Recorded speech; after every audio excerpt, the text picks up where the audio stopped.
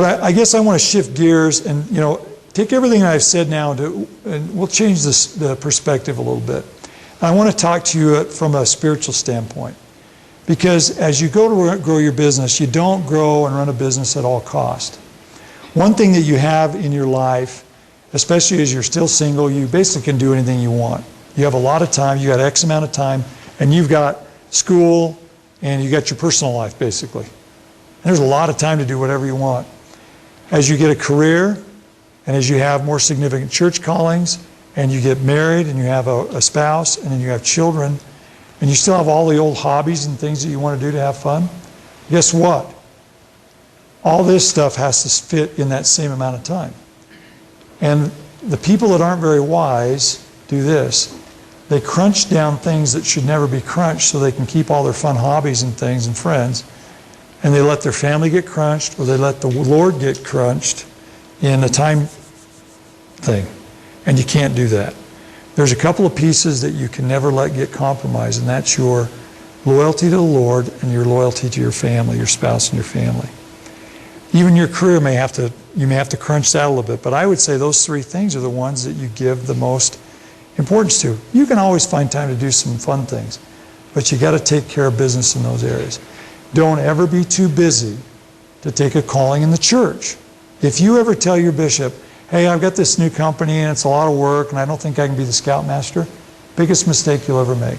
Because when you need the Lord's help, He'll know where your heart is and it won't be on His side. I just think back on the times when I started Altiris, I got called to be a bishop about a year later. And then got called to be in the stake presidency. And you just have to take those things as they come and deal with them. And you want to have a good spouse that can kind of help fill some of the gaps when you're going through those times where it takes a lot of time. But I'll never forget when I was in a calculus class here at BYU, one of the best pieces of advice I ever heard. This calculus teacher, we were done with class one day a little earlier, and he said, I want to give you a little bit of advice. He said, a lot of you in this room are going to make a lot of money in your careers. And he says, you probably think the Lord that's what He's wanting you to do, is He's putting you in this situation where you have this great education so you can go out and make lots of money to help build the kingdom. And he says, you're wrong. He says, you know what the Lord needs from you? He says, He needs you to do your home teaching. And I just sat there like going, that was pretty profound. If you think about it, the Lord in Doctrine and Covenants section 112, He says, I require two things, a willing heart and mind.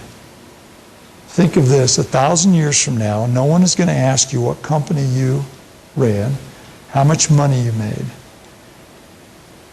Your greatest legacy will be your family and your service in the kingdom of God. Never forget that. Always be a light to the world through your actions and your integrity.